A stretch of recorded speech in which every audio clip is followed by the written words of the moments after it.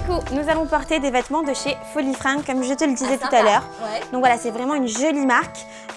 Sachez du coup que pour les personnes qui seront intéressées par ces tenues, vous aurez un code promo de moins 10% avec mon code CARLA10 à partir de 30 € d'achat sur le site www.folie-fringues.com.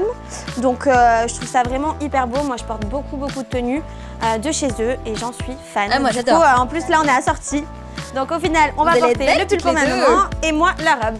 Bon, l'avantage c'est que Vanille se tape l'incruste, on se tape aussi l'incruste dans les codes promo avec les marques. Donc on a plein de bonnes affaires, ça c'est très cool. C'est ça. Waouh, canon. Voilà, on est belle. Ça, c'est canon. Assortie. Les deux modèles là, c'est pas mal. Hein. Qu'est-ce que t'en penses? Ah, c'est beau. Bravo. Ah ouais, bravo. Bravo. Bon allez, c'est Allez, parti c'est pour parti. poser. Aux professionnels de donner les ordres. Oui. Après on joue, on essaie de jouer vraiment avec l'objectif. Telle une mère et une fille, mais en voyant bien la tenue.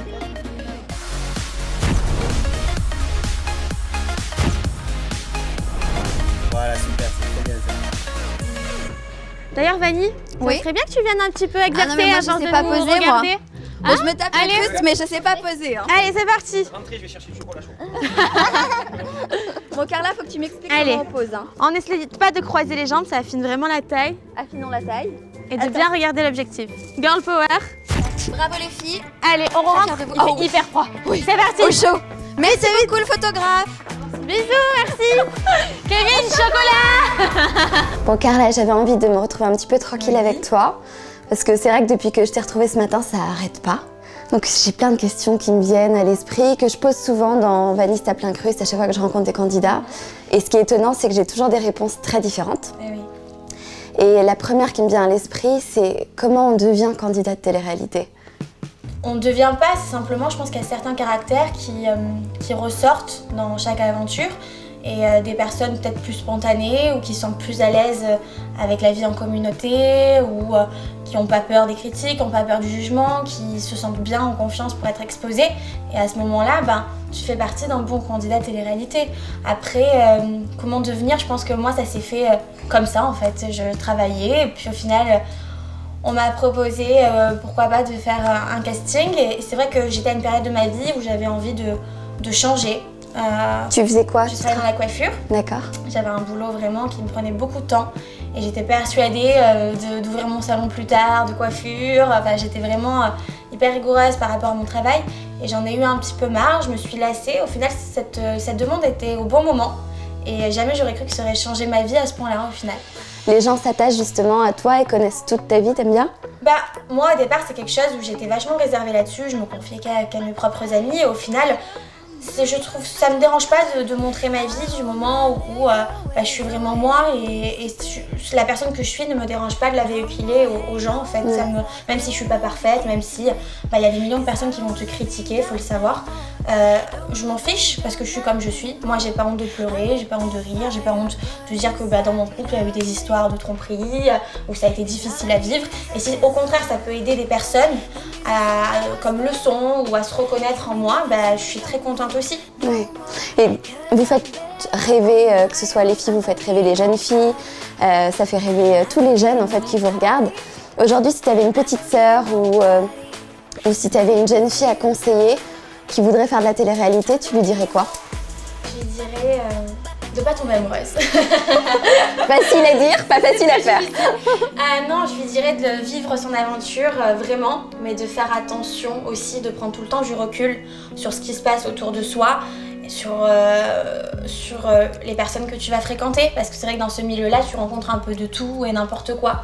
Donc c'est important aussi de toujours prendre du recul. Moi, j'ai l'impression que la fille que j'étais dans la coiffure, j'ai pas changé. Certes, mon niveau de vie a évolué dans le sens où à l'heure actuelle, je suis dans une jolie maison. Avant, j'étais peut-être dans un appartement de 20 mètres carrés. Mais à côté de ça, la personne que je suis vraiment, au fond de moi, c'est toujours la même. Je me vois pas changer du tout.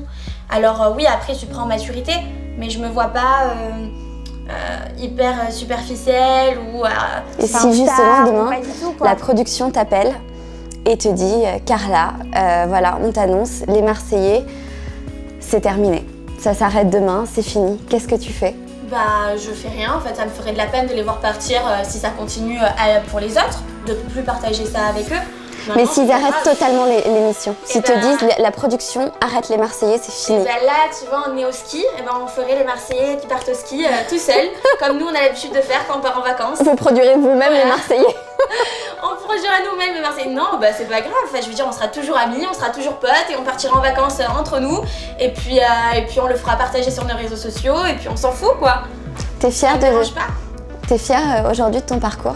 Ouais, je suis fière. Je suis fière de ce que je suis devenue, de l'évolution de mon travail aussi, le fait d'ouvrir un institut, le fait de me projeter dans l'avenir. Justement, je fais en sorte aussi de me dire que bah, si demain tout ça s'arrête, j'ai quelque chose, j'aurais construit à côté quelque chose de beau et un projet qui me tient vraiment à cœur pour la suite. Donc ça me dérange pas du tout.